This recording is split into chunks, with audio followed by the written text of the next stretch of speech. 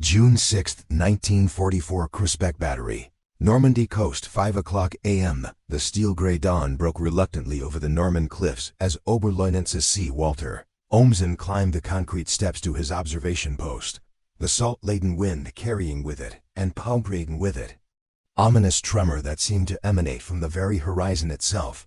Through the precision lenses of his Zeiss rangefinder, an instrument crafted with the methodical perfection that had once defined German engineering superiority, what materialized before his eyes would shatter every assumption. The Third Reich had held about its own invincibility. 7,000 Allied ships stretched across the English Channel like a steel carpet woven from the industrial might of nations that had learned to forge democracy and abundance in equal measure. The concrete beneath his boots, still damp with Atlantic mist, vibrated not from the crash of waves below, but from the combined engine noise of the largest armada in human history, a floating testament to the productive power of free societies, united in common cause. The morning air itself seemed pregnant with transformation as Ohmsen adjusted the focusing mechanism of his rangefinder, the familiar weight of German precision optics suddenly feeling inadequate against the magnitude of what approached. Each ship that resolved into clarity through his lenses represented more than naval architecture or military hardware.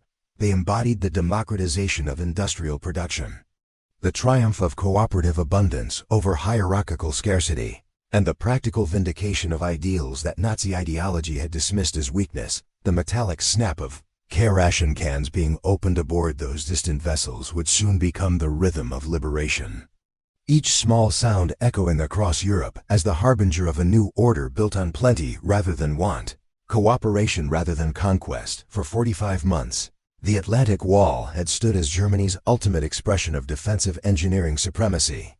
Its 17 million cubic yards of concrete and 1.3 million tons of steel, representing enough material to construct 270 Empire State Buildings.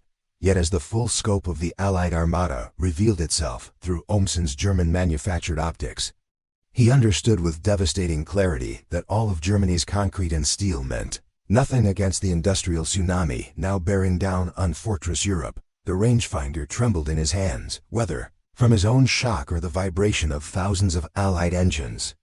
He could not determine as he began the methodical process of counting what could not be counted, measuring what defied measurement, and reporting what would change the course of human history. The historical magnitude of this moment extended far beyond tactical considerations or strategic positioning into the very foundations of competing civilizational visions. Since September 1939, the Wehrmacht had appeared unstoppable, their blitzkrieg doctrine crushing Poland in 27 days, France in 6 weeks, and driving to the gates of Moscow within months of launching Operation Barbarossa. German soldiers across occupied Europe had been conditioned to expect swift victories achieved through superior training, better individual equipment, and tactical innovation that consistently outmaneuvered numerically superior, but poorly coordinated enemies. The Atlantic Wall represented the culmination of this confidence, an impregnable barrier of concrete, steel, and German military science that would shatter any Allied invasion attempt against the shores of occupied Europe like waves breaking against an immovable cliff. This confidence was not mere propaganda or wishful thinking, but was grounded in demonstrable technical achievements and tactical successes that had reshaped the European continent. German coastal defenses incorporated the most advanced military engineering principles of the era, utilizing cutting-edge materials science, sophisticated fire control systems, and interlocking fields of fire calculated with mathematical precision. At Crisbecq alone, 3 massive Koda 210mm cannons, originally designed by Czech engineers before their nation's absorption into the Reich, possessed the theoretical capability to engage enemy warships at ranges exceeding 18 miles. Their high explosive shells capable of penetrating the armor of any known Allied vessel. The battery's fire control systems utilized the finest optical equipment available, meteorological instruments that provided real-time atmospheric data, and firing solutions plotted with the geometric precision that had made German gunnery the envy of military observers worldwide. 300 naval personnel and 100 soldiers of the 709th Infantry Division who garrisoned Crisbecq had spent months perfecting their procedures. conducting countless drills and studying detailed intelligence reports about Allied capabilities and probable invasion routes. They had been repeatedly assured by their superiors that the Atlantic Wall was not merely a defensive position, but a scientific demonstration of German superiority, a fusion of advanced engineering, superior individual training, and tactical doctrine that would make successful amphibious assault not merely costly, but impossible. The psychological impact of these assurances was profound, creating among German coastal defenders a sense of professional confidence that bordered on invincibility, yet the fleet materializing through Ohmsen's rangefinder rendered these carefully calculated defensive preparations meaningless through the application of sheer numerical superiority that exceeded German estimates by orders of magnitude, where German planners had prepared to engage dozens of enemy vessels in carefully choreographed defensive battles. Nearly 7,000 Allied ships now displaced the very horizon with their presence. Battleships and cruisers anchored in the deeper water carried main batteries, ranging from 8 to 16 inches in diameter, weapon systems capable of delivering more combined firepower in a single coordinated salvo than the entire Atlantic Wall could absorb during sustained bombardment. Behind these heavy units, destroyers and frigates formed screening lines that stretched beyond the limits of human vision, while specialized landing craft swarmed between the larger vessels, like schools of purposeful steel fish moving toward shore with mechanical inevitability. Contrast between German expectations and Allied reality was embodied in every detail of the approaching armada. From the precise formation keeping that demonstrated superior navigation and communication systems to the sheer variety of specialized vessel types that revealed the depth of Allied planning and preparation, German intelligence assessments throughout 1943 and early 1944 had consistently predicted that any serious invasion attempt would require several additional years of preparation, would be fundamentally constrained by shortages of specialized amphibious warfare equipment, and would remain vulnerable to weather conditions that made large-scale coordinated operations impossible, except during brief windows of optimal atmospheric and oceanic conditions. The fleet now approaching the Norman coast obliterated these comfortable assumptions with overwhelming evidence of preparation that had proceeded in secret while German attention was focused on the Eastern Front and Mediterranean theaters. Each LS to landing ship tank approaching the beaches through the morning mist could disgorge 30 Sherman tanks directly onto Norman sand, their bow doors opening to reveal ramps that would transform peaceful fishing beaches into armored highways. Each LCI landing craft infantry carried 150 assault troops equipped with weapons, ammunition, medical supplies, and field rations sufficient for sustained independent operations, far from established supply lines. The ubiquitous LCVP landing craft vehicle personnel designed by New Orleans boat builder Andrew Jackson Higgins and mass-produced in quantities that would have been inconceivable under traditional European manufacturing methods, represented a revolution in military-industrial production that prioritized standardization, interchangeability, and rapid construction over individual craftsmanship and limited quantities of technically superior equipment. President Franklin Roosevelt had declared that Higgins was the man who won the war for us. And watching hundreds of his boats approaching through the gray dawn light, Ohmsen might have understood the accuracy of that assessment. Each Higgins boat embodied a fundamental transformation in the relationship between industrial production and military capability, a democratization of manufacturing that had enabled American shipyards to produce more landing craft in a single year than Germany had constructed naval vessels of all types since the war began. This production miracle was not accidental but represented the conscious application of mass production techniques pioneered in American automobile factories, adapted for military purposes, and scaled to levels that redefined the very concept of industrial warfare. The symbolic power of these landing craft extended far beyond their immediate tactical function to represent the philosophical foundations of the society that had produced them. Unlike German manufacturing methods that emphasized individual craftsmanship, limited production runs, and technical perfection achieved through intensive manual labor, Allied production had embraced standardization, mechanization, and the principle that adequate equipment available in overwhelming quantities was superior to perfect equipment available in limited numbers.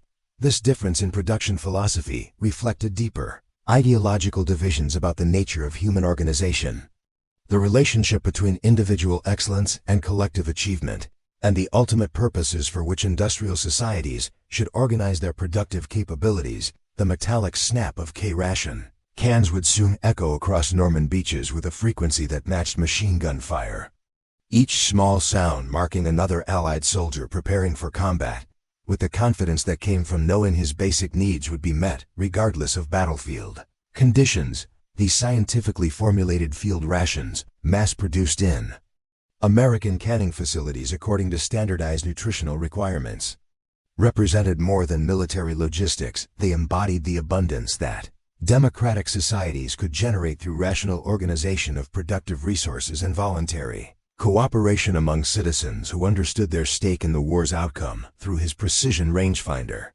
Ohmsen could observe the mechanical coordination that governed the fleet's approach to the Norman coast. Ships that had sailed from dozens of different ports across the British Isles were now assuming predetermined attack formations with the kind of systematic precision that German military doctrine had claimed was impossible to achieve among coalition forces with different equipment standards, training procedures, and national operational doctrines. This coordination required communication systems that functioned reliably across vast distances, navigation equipment that could maintain accurate positioning in crowded waters, and operational procedures that had been rehearsed extensively enough to function effectively under combat conditions. The very existence of such coordination represented a triumph of democratic organization over totalitarian assumptions about the inherent superiority of centralized command and control systems. German military doctrine had consistently emphasized the advantages of unified command, standardized equipment, and homogeneous training that eliminated the inefficiencies and coordination problems that supposedly plagued coalition warfare. Yet the fleet approaching Normandy demonstrated exactly the kind of international military cooperation that Nazi ideology had claimed was impossible to sustain under the pressures of sustained combat operations. This cooperative achievement was particularly remarkable given the unprecedented complexity of amphibious warfare operations that required seamless integration between naval forces responsible for transportation and fire support, air forces providing reconnaissance and close support, and ground forces conducting the actual assault and subsequent land operations.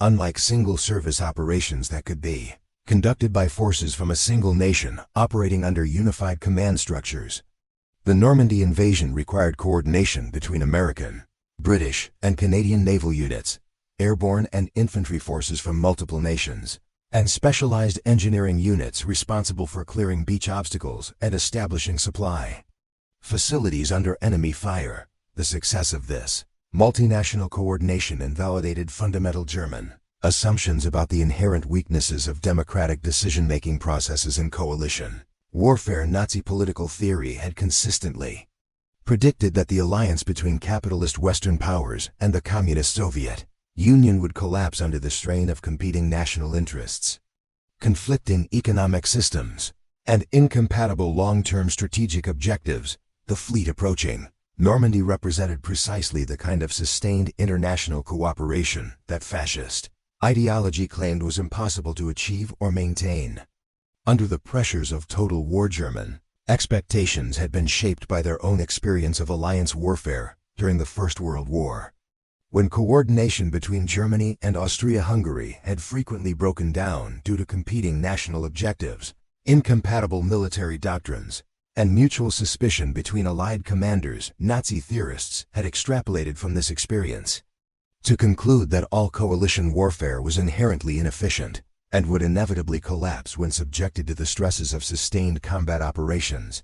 The armada now approaching the Norman coast demonstrated that democratic allies could achieve levels of coordination that exceeded anything managed by the Central Powers, or indeed by the Axis alliance itself. Full daylight revealed the complete scope of the Allied armada.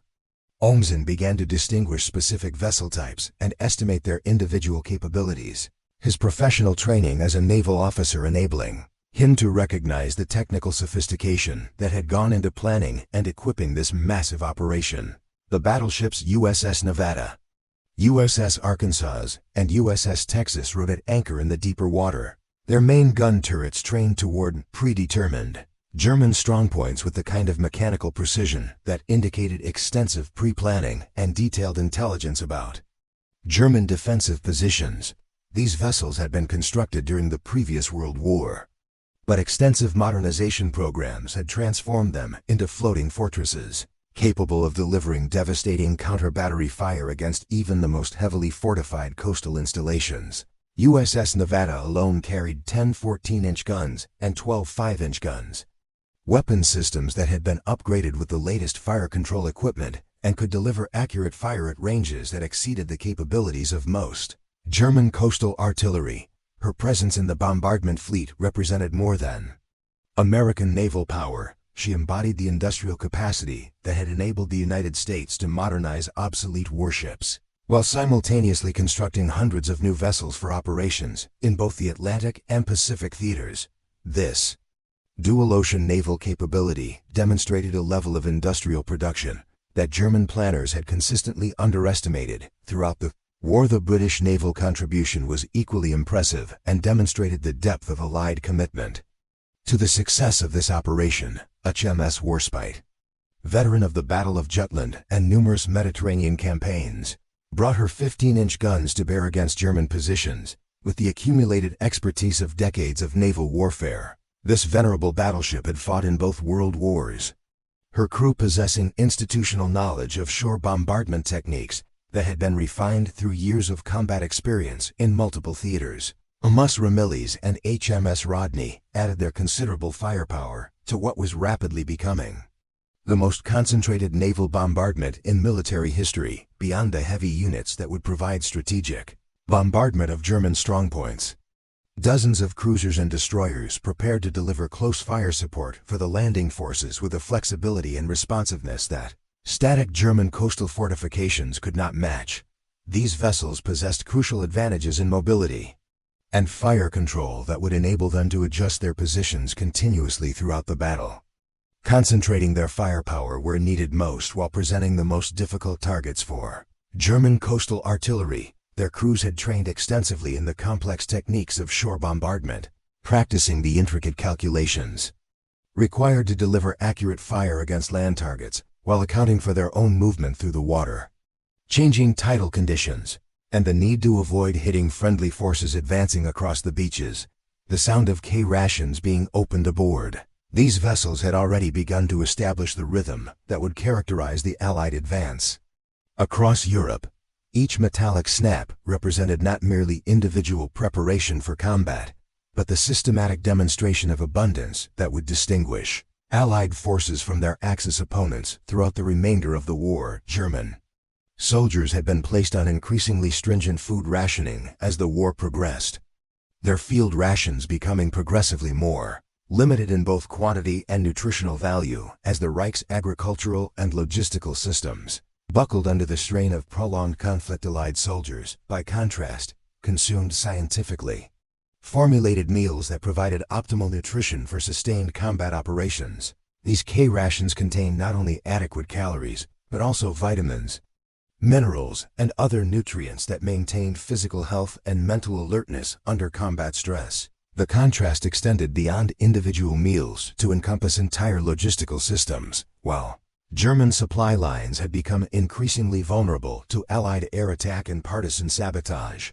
Allied logistics networks possessed the redundancy and flexibility necessary to maintain consistent supply levels, regardless of tactical setbacks or operational complications. The air above this massive naval armada belonged entirely to the Allied forces, a fact that was perhaps more significant than the naval superiority itself, where German coastal defenders had been repeatedly promised air support from the Luftwaffe.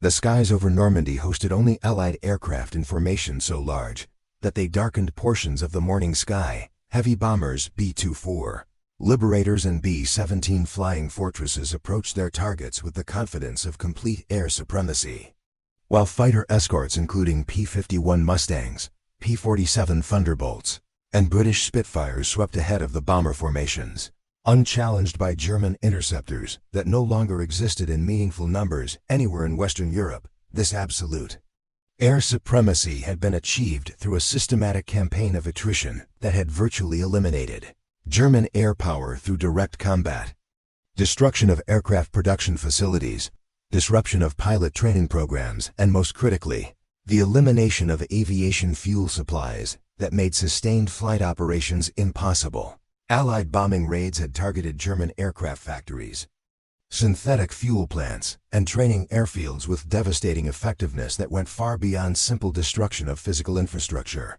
to include the systematic elimination of the technical expertise and institutional knowledge required. To maintain effective air operations, the Allied air campaign had employed strategic bombing principles that prioritized the destruction of German industrial capacity over tactical support for ground operations. American heavy bombers had systematically targeted ball-bearing factories, aircraft engine plants, and synthetic oil refineries that were essential to German war production, but difficult to replace or repair quickly. British night bombing raids had destroyed German cities and industrial centers, forcing the diversion of resources to air defense and reconstruction that might otherwise have been available for military production. By June 1944, the once mighty Luftwaffe had been reduced to fewer than 300 operational aircraft available for the defense of the entire Western Front, a force so small that it was incapable of meaningful interference with Allied operations even under optimal conditions. The psychological impact of this air superiority on German ground forces was profound, as soldiers who had been trained to expect their own air support found themselves completely exposed to Allied air attack without any possibility of retaliation or protection. The implications of Allied air supremacy extended far beyond the immediate battle to encompass every aspect of German defensive operations. Without air cover, German coastal fortifications would be vulnerable to sustained bombing attacks that could systematically neutralize their heavy guns before the naval bombardment even began. German reinforcements attempting to reach the battle area would be subject to continuous air attack throughout their movement, significantly reducing their combat effectiveness. By the time they reached the front lines, German supply lines would be constantly threatened by Allied fighter bombers operating with impunity, making it virtually impossible to sustain defensive operations even if the initial assault waves were successfully repelled. Most significantly, Allied air supremacy provided continuous reconnaissance capabilities that gave Allied commanders detailed, real-time intelligence about German positions, movements, and reserve dispositions, while German commanders would be operating essentially blind throughout the coming battle. Their Allied counterparts would possess comprehensive, current information about enemy capabilities and intentions.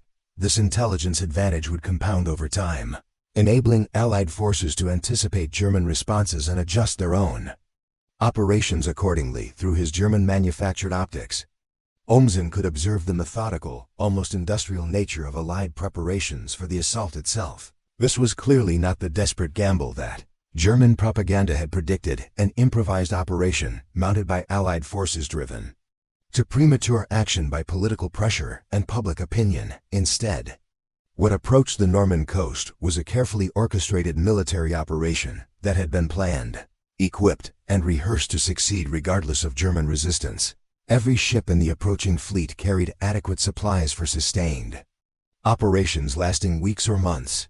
Every unit possessed backup equipment for critical systems and procedures for rapid replacement of battlefield losses. Every soldier could count on regular resupply, immediate medical evacuation if wounded, and continuous reinforcement as operations expanded inland. This material abundance reflected fundamental differences between democratic and totalitarian approaches to military organization and resource allocation. Democratic societies had proven capable of mobilizing their industrial resources more effectively than authoritarian regimes, because their citizens understood and actively supported the purposes for which they were fighting. Workers in Allied factories understood that their labor was directly contributing to the liberation of Europe and the defeat of fascism, generating productivity levels that could not be achieved through coercion, propaganda, or ideological indoctrination alone. American industrial workers had volunteered for overtime shifts, purchased war bonds with their own savings, and contributed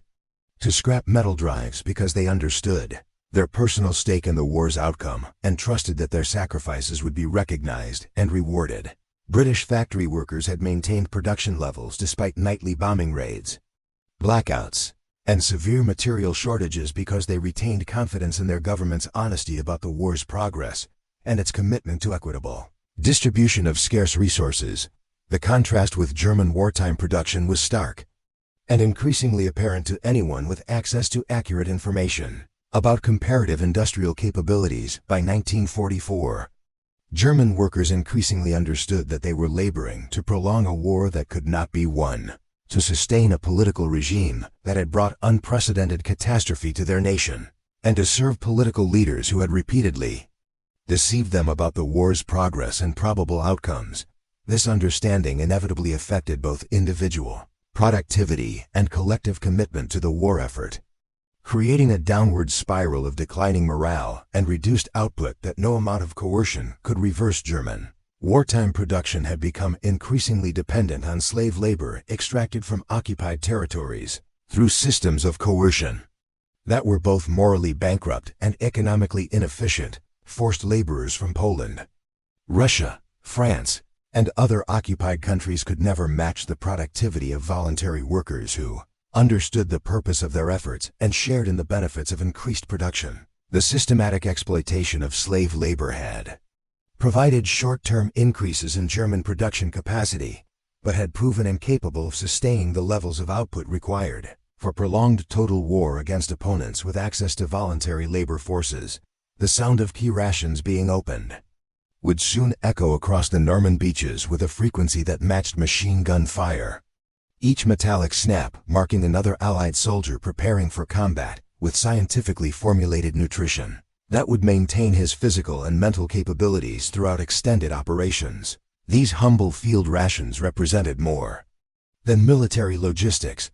They embodied the rational application of scientific knowledge to human needs, the efficient organization of agricultural and industrial resources, and the democratic principle that society should provide for the welfare of citizens who voluntarily serve common purposes. Each K-ration contained not merely calories, but a carefully balanced combination of proteins, carbohydrates, vitamins, and minerals that had been formulated by nutritional scientists to maintain optimal health under combat stress. The contents had been tested extensively to ensure palatability, nutritional adequacy, and resistance to spoilage.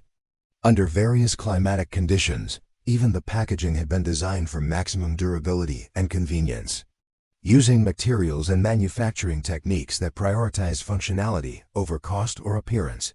The contrast with German military rations was both quantitative and qualitative. German field rations had become progressively smaller and less nutritious as the war continued, reflecting the Reich's inability to maintain adequate food supplies for both military forces and civilian populations. German soldiers increasingly subsisted on ersatz, foods made from substitute materials that provided minimal nutritional value, while maintaining the appearance of adequate meals. The systematic malnutrition of German forces had measurable effects on combat effectiveness, reducing physical stamina, mental alertness, and resistance to disease and injury. The abundance represented by Allied field rations extended beyond immediate military applications to encompass entire agricultural and industrial systems that had been organized to serve human needs rather than abstract political theories or racial hierarchies. American agriculture had achieved productivity levels that enabled the United States to feed not only its own population and military forces, but also to provide substantial food aid to British civilians, Soviet allies, and resistance movements throughout occupied Europe. This agricultural abundance was not accidental, but resulted from democratic policies that encouraged technological innovation, supported rural communities, and distributed resources according to need rather than political loyalty. As Ohmsen reached for his telephone to report the approaching armada to his superiors, he understood that this single communication would trigger a series of increasingly frantic messages as German headquarters attempted to comprehend and respond to the magnitude of what was bearing down on their carefully prepared coastal defenses. The irony was both profound and tragic. After 3 years of maintaining vigilant watch over empty seas, scanning endless horizons for enemies that never materialized, the actual invasion force exceeded every estimate of Allied capabilities by margins that rendered German defensive planning obsolete. telephone in his hand represented the German military's institutional commitment to centralized command and control systems that required every significant decision to be approved by higher authority through elaborate chains of command that prioritized hierarchical clarity over operational flexibility. This system had functioned effectively during the early years of the war, when German forces enjoyed clear superiority in training, equipment, and tactical doctrine. However, when those advantages no longer existed, centralized command became a critical liability that prevented rapid response to changing battlefield conditions and tactical developments. German military doctrine had evolved during the interwar period to emphasize the principle of unified command, under which all military operations were coordinated by a single authority capable of making rapid decisions based on complete information about enemy capabilities and friendly dispositions. This doctrine had proven effective during the early Blitzkrieg campaigns, when German forces possessed superior intelligence, better equipment, and more experienced commanders than their opponents. However, the system had become increasingly dysfunctional as the war progressed and German advantages in these areas eroded. Allied fleet approaching Normandy operated under a fundamentally different command philosophy that emphasized decentralized execution of centralized planning objectives. Individual ship commanders possessed the authority and responsibility to respond immediately to tactical developments without waiting for approval from distant headquarters or higher authority. This operational flexibility, combined with superior communications equipment and well-rehearsed coordination procedures, enabled Allied forces to adapt more rapidly to battlefield developments than their German opponents could manage under their rigid command structure. Allied command philosophy had been shaped by democratic political traditions that emphasized individual initiative within broadly defined parameters rather than strict adherence to detailed orders from higher authority. American military doctrine, in particular, encouraged junior officers to exercise initiative and accept responsibility for achieving assigned objectives through whatever means appeared most appropriate given local conditions. This approach required extensive training and careful selection of personnel, but it produced military leaders capable of adapting rapidly to unexpected developments and exploiting tactical opportunities that had not been anticipated by higher headquarters. At 5:52 a.m., Ohmsen received the long-anticipated order to commence firing against the approaching Allied fleet.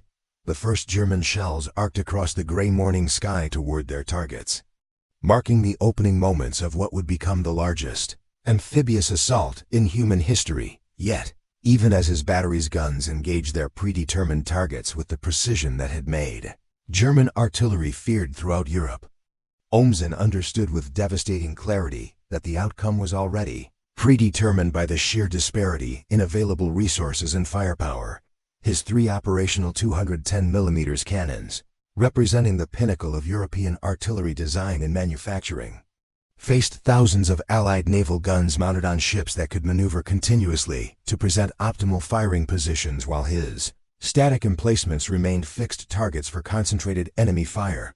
The mathematical reality was inescapable. Even if every German shell achieved a direct hit and every Allied shell missed its target, the numerical disparity was so overwhelming that German positions could not survive sustained counter-battery fire from the approaching fleet. The sound of German artillery fire represented more than military action. It embodied the death throes of a military doctrine based on achieving victory through qualitative superiority over quantitative advantages.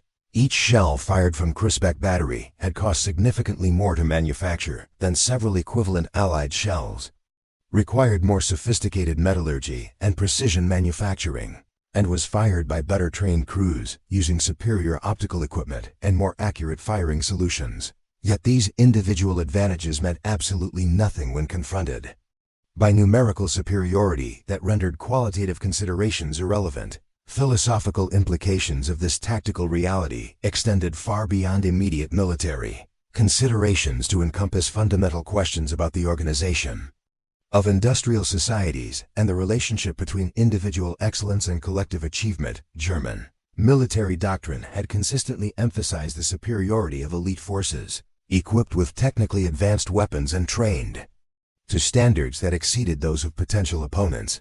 This approach had proven effective when German forces enjoyed clear advantages in training, equipment, and tactical doctrine, but it became a critical weakness when those advantages were eliminated by opponents capable of achieving adequate standards across much larger forces. Allied military doctrine had evolved to emphasize mass production of adequate equipment, standardized training that could be applied across large forces, and tactical flexibility that enabled forces to adapt to local conditions without requiring extensive specialized preparation. This approach sacrificed some degree of individual excellence in favor of collective capability, producing military forces that might be individually inferior to German elite units, but possessed overwhelming advantages in aggregate capability and sustainability. The Allied response to German fire was both swift and overwhelming in its scope and intensity. Within minutes of the first German guns opening fire, dozens of Allied warships had precisely located the battery's position through a combination of flash detection, sound ranging, and pre-planned intelligence, and had begun concentrated counter-battery fire that demonstrated the effectiveness of Allied reconnaissance and target acquisition systems. The accuracy of this return fire proved that Allied intelligence services had successfully identified and plotted every significant German strongpoint along the Norman coast with precision that exceeded German estimates of enemy capabilities. Allied intelligence operations had achieved a level of penetration into German defensive preparations that had rendered the Atlantic Wall's strongest positions vulnerable to precisely targeted attack. British intelligence services had developed detailed maps of German fortifications through a combination of aerial reconnaissance, agent reports, and analysis of captured documents.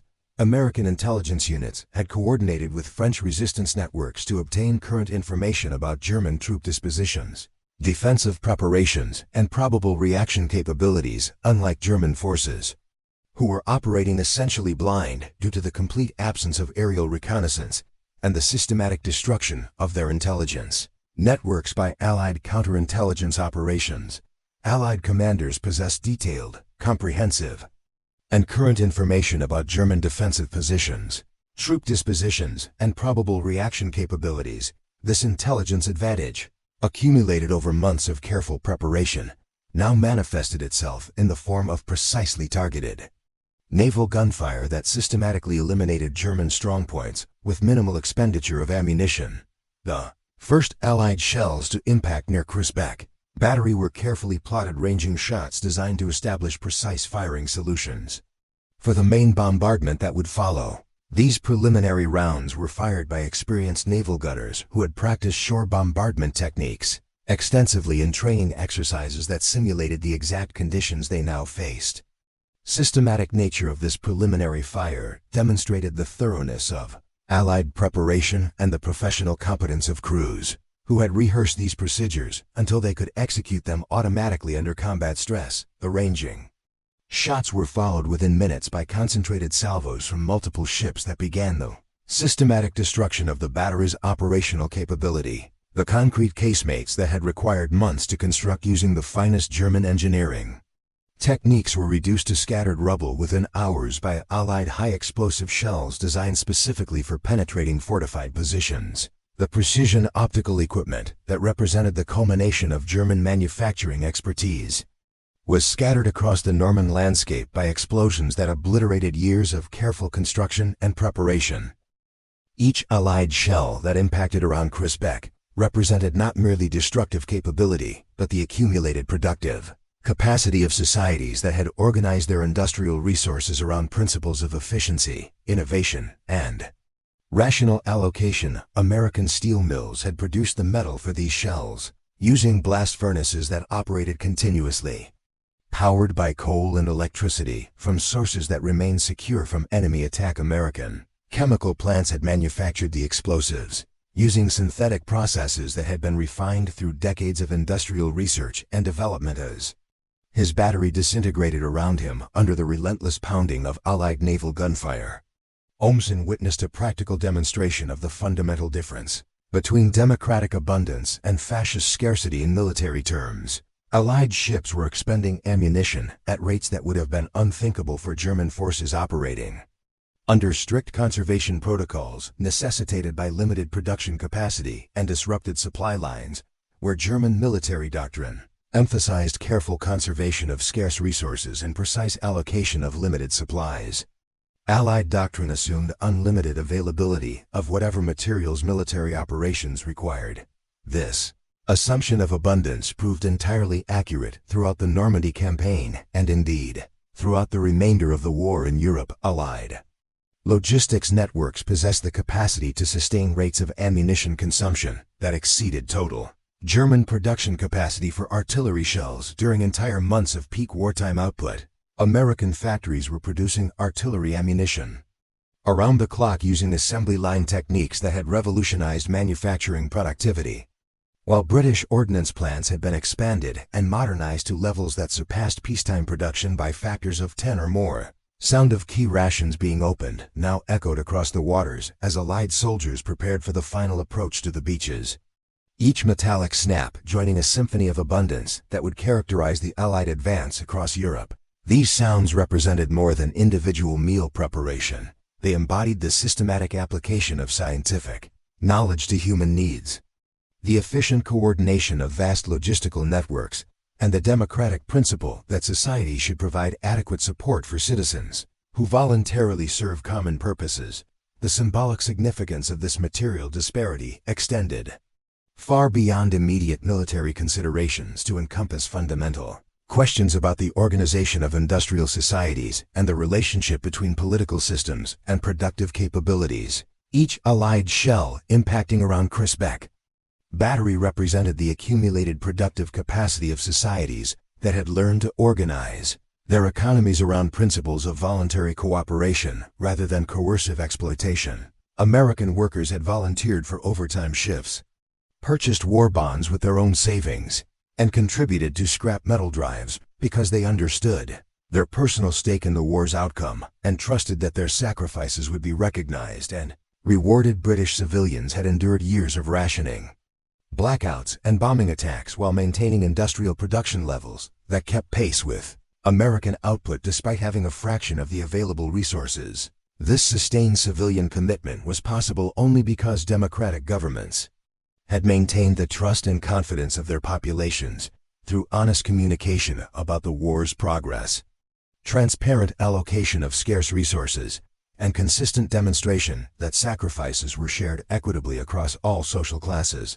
German wartime production, by contrast, had become increasingly dependent on slave labor extracted from occupied territories through systems of coercion that were both morally bankrupt and economically inefficient. Forced laborers from Poland, Russia, France, and other occupied countries could never match the productivity of voluntary workers who understood the purpose of their efforts and shared in the benefits of increased production. The shells now falling around Crisbecq embodied the productive superiority of free labor over enslaved labor, of cooperative organization over hierarchical oppression, and of societies organized around human dignity rather than racial supremacy. By mid-morning, the last operational German gun at Crisbecq had been silenced by concentrated Allied counter-battery fire that had systematically eliminated every defensive position with methodical precision. Ohmsen, wounded but still functional, observed through his damaged rangefinder as Allied landing craft approached Utah Beach in carefully coordinated waves that demonstrated the same systematic precision that had characterized the preliminary bombardment. The boats moved according to predetermined timetables that had been calculated to account for tidal conditions, beach obstacles, and fire support schedules with mathematical accuracy that reflected months of detailed planning.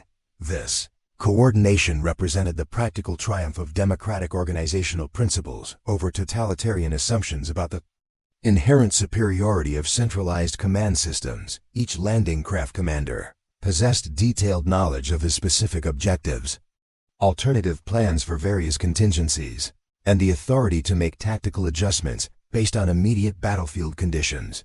This decentralized decision-making capability, combined with superior communications equipment and well-rehearsed coordination procedures, enabled Allied forces to adapt continuously to changing conditions while maintaining overall strategic coherence. First Allied soldiers to wade ashore at Utah Beach carried with them more than weapons and military equipment.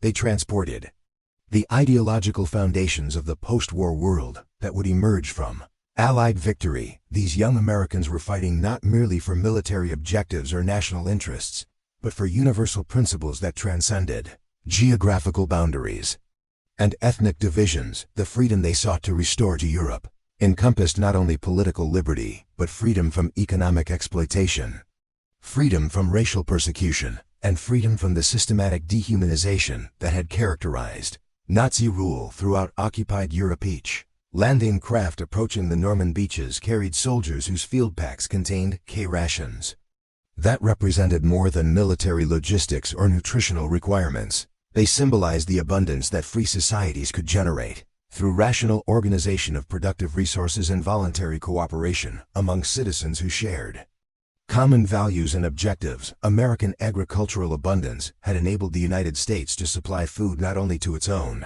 military forces but also to British civilians enduring wartime rationing. Soviet allies fighting on the Eastern Front and resistance movements throughout Nazi-occupied Europe who depended on Allied supply drops for their survival. This agricultural abundance was not accidental or natural, but resulted from democratic policies that encouraged technological innovation, supported rural communities through difficult economic transitions, and distributed resources according to principles of equity rather than political loyalty or racial hierarchy. American farmers had voluntarily increased production beyond peacetime levels, invested in improved equipment and techniques, and accepted government coordination of planting and distribution because they understood their contribution to the broader war effort and trusted that their sacrifices would be recognized and rewarded. Contrast with Nazi food policies in occupied Europe was both stark and morally significant. German authorities had systematically extracted agricultural products from occupied territories to supply German military forces and maintain civilian morale within Germany itself, creating artificial famines in Poland, Ukraine, Greece, and other regions that resulted in millions of civilian deaths from malnutrition and starvation. These policies served no legitimate military purpose, but reflected the fundamental Nazi conviction that German lives were inherently more valuable than those of other ethnic groups. Metallic snap of K-ration cans opening on Norman beaches would soon be joined by the sounds of liberation as Allied forces advanced inland, carrying with them not only weapons and ammunition but also medical supplies, construction equipment, and the organizational capabilities required to establish functioning civil administrations in liberated territories. The logistical network supporting these operations extended back through England to factories in Detroit, shipyards in California, and agricultural regions throughout the American Midwest. This network represented the democratization of industrial production, the ability of free societies to coordinate vast resources for common purposes without requiring coercive central planning or authoritarian control. The transformation that Ohmsen witnessed extended beyond immediate military developments to fundamental questions about human organization, social possibility, and the relationship between political systems and collective achievement.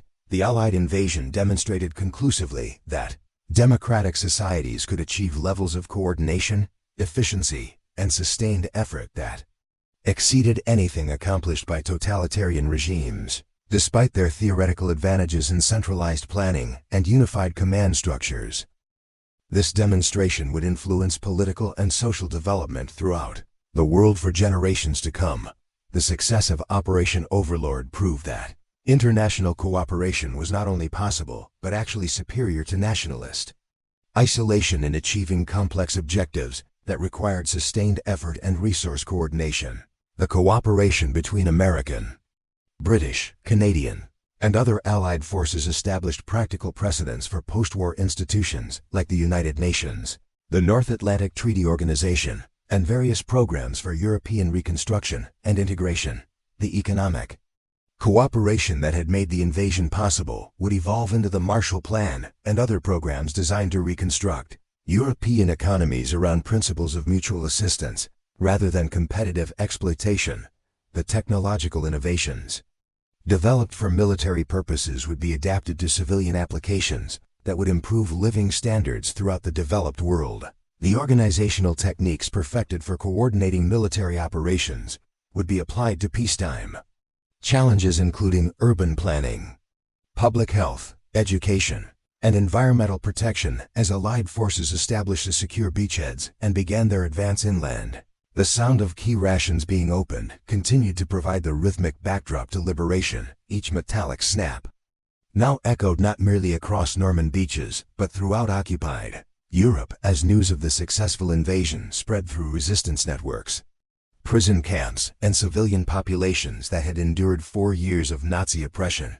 These sounds carried with them the promise of abundance to replace scarcity, cooperation to replace exploitation, and hope to replace despair. The abundance represented by these humble field rations would soon transform European civilization itself through programs that provided food for hungry civilians, raw materials for rebuilding industries, and technical assistance for establishing democratic institutions.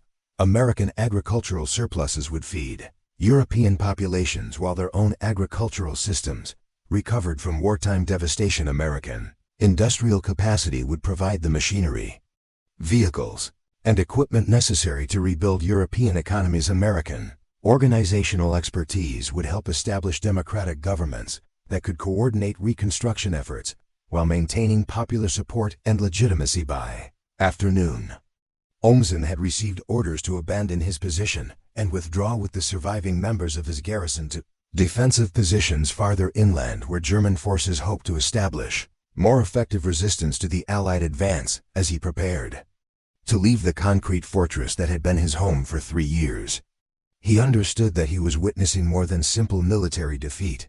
He was observing the systematic collapse of an entire worldview and the ideological foundations that had supported it. The Nazi vision of European future, a continent organized around principles of racial hierarchy, economic exploitation, and political oppression enforced through military superiority and systematic terrorism, was being methodically disproven by the evidence of Allied success.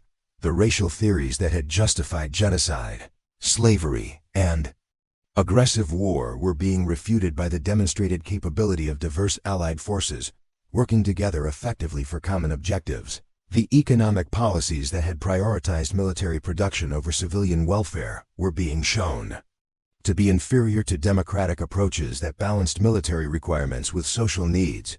The retreat from Crisbecq symbolized the broader German experience throughout the Normandy campaign and indeed throughout the final phase of the war.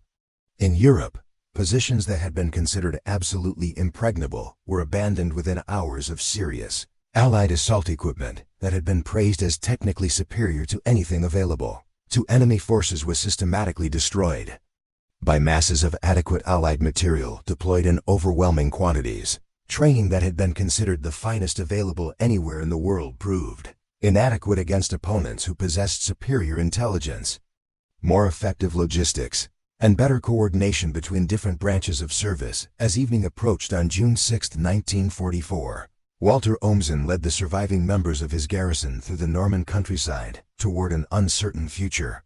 Leaving behind the concrete fortress that had symbolized German defensive capabilities and Nazi assumptions about the impossibility of successful Allied invasion, behind them, the systematic destruction of German coastal fortifications continued.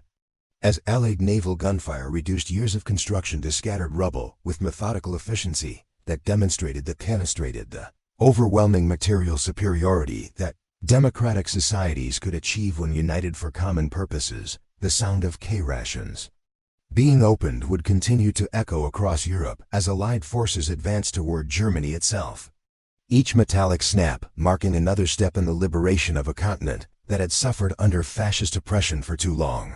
These sounds would herald the emergence of a new European order organized around principles of democracy, abundance, and international cooperation rather than authoritarianism, scarcity, and racial conflict. Ahead of them, Allied forces continued their methodical advance inland, with the confidence that came from knowing that every requirement would be met, every casualty would be evacuated and treated, and every tactical setback would be overcome through the application of superior resources and better coordination. This confidence was not based on individual courage or superior training, though both were certainly present in abundance, but on the practical knowledge that they represented societies capable of sustaining whatever level of effort victory required.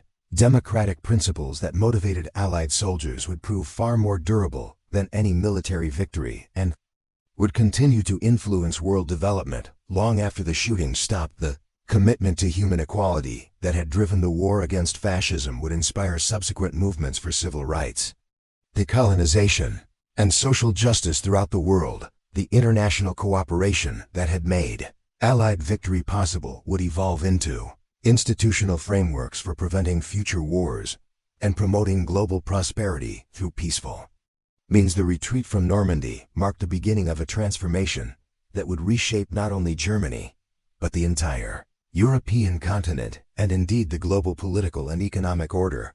The Nazi ideology that had promised a 1,000-year Reich based on racial supremacy and military conquest would survive barely 12 years from its initial assumption of power. The racial theories that had justified systematic murder and enslavement would be discredited by scientific evidence and universal moral revulsion. The economic policies that had subordinated civilian welfare to military requirements would be replaced by social market economies that emphasized both individual opportunity and collective security. Years later, serving as a captain in the West German Navy, Walter Ohmsen would represent the transformation that had begun on that June morning when he first observed the Allied armada through his rangefinder.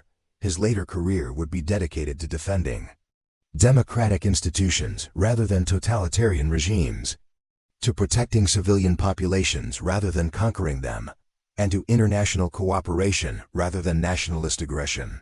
The precision instrument that had revealed the approaching Allied fleet would become a metaphor for the clarity of vision that democratic societies possessed when confronting totalitarian challenges to human freedom and dignity. 7,000 ships that had covered the horizon on D-Day represented far more than naval power or military capability. They embodied the hopes, dreams, and determination of millions of people throughout the world who longed for freedom from tyranny, peace after years of devastating war, and a future organized around principles of human dignity rather than racial supremacy or ideological fanaticism. The democratic abundance that had made this massive fleet possible would soon transform European civilization itself through reconstruction programs that emphasize cooperation rather than exploitation, abundance rather than artificial scarcity, and hope rather than fear or hatred. The metallic snap of K-ration cans that had provided the rhythmic soundtrack to liberation would be replaced by the sounds of peaceful reconstruction. Bulldozers clearing bomb damage, construction crews rebuilding destroyed cities, and factory machinery producing goods for civilian consumption rather than military destruction. These sounds would herald the emergence of a new European order organized around principles of democracy, prosperity, and international cooperation rather than nationalism, militarism, and racial conflict. Abundance that had sustained Allied soldiers during their advance across Europe would continue to nourish the continent long after military operations concluded. Through programs like the Marshall Plan that provided food for hungry civilians, raw materials for rebuilding industries, and technical assistance for establishing democratic institutions, this abundance represented not charity or imperial domination but investment in a vision of European future based on shared prosperity, cooperative security, and mutual respect among nations that had learned to resolve conflicts through negotiation rather than warfare. Democratic faith that had motivated young Americans to wade through the surf at Utah Beach. Faith in human equality, international cooperation, and the possibility of abundance for all people regardless of their ethnic background or national origin would prove more durable than any concrete fortification, more powerful than any weapon system, and more transformative than any military victory. That faith would reshape not only Europe but eventually the entire world in ways that continue to influence human development decades after the last shot of World War II was fired. The rangefinder through which Walter Ohmsen first glimpsed this transformed future continues to stand as a symbol of the clarity of vision that democratic societies possess when confronting totalitarian threats to human freedom and dignity. The 7 1,000 ships that filled his field of view have long since returned to peacetime purposes or been scrapped for materials to build the peaceful infrastructure of the modern world. But the principles they carried to Norman shores, freedom, abundance, cooperation, and hope, continue to guide humanity toward a future of greater justice, prosperity, and peace for all people everywhere in the end. The story of Walter Ohmsen and his Rangefinder becomes a parable about the transformative power of democratic abundance to reshape not only military conflicts, but human civilization itself. The precision with which he observed the Allied fleet was matched by the precision with which democratic societies would reconstruct Europe, establish international institutions, and create conditions for unprecedented prosperity and peace that would benefit not only the victorious nations but eventually their former enemies as well. The horizon that had been covered by 7,000 Allied ships would soon be covered by the infrastructure of a new international order, communication networks that connected rather than divided nations, transportation systems that promoted rather than restricted human movement, and economic institutions that created rather than destroyed wealth for ordinary people throughout the world. The abundance that had made the Normandy invasion possible became the foundation for a post-war world that exceeded the most optimistic dreams of Allied planners and demonstrated conclusively that free societies organized around principles of human dignity could achieve things that surpassed the accomplishments of any dictatorship, no matter how efficiently organized or ruthlessly administered. The metallic symphony of K-ration cans opening on Norman beaches had announced the dawn of an age when abundance would replace scarcity, cooperation would triumph over competition, and the democratic faith in human potential would reshape the world in ways that continue to echo through history, reminding us that the greatest victories are not those won on battlefields, but those achieved in the hearts and minds of people who dare to believe that freedom, justice, and prosperity are not privileges to be hoarded by the few, but rights to be shared by all humanity.